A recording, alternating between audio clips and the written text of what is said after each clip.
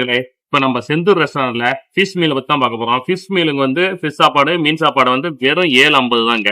இதோட வந்து 2 கூட்டு கொடுத்துருவாங்க. கீரை, முட்டைகோசு எதுனாலும் வாங்கிக்கலாம் நீங்க. அது இல்லாம ரசம், மோர், மீன் குழம்பு, வேற ஏதாவது நான்வெஜ் குழம்புனாலும் வாங்கிக்கலாம். சிக்கன் குழம்பு, மட்டன் குழம்பு அதெல்லாம் வாங்கிக்கலாம். மீனை வர மாதிரி மீன் பெரிய மீனை கொடுத்துருவாங்க, பொரிச்ச மீன்.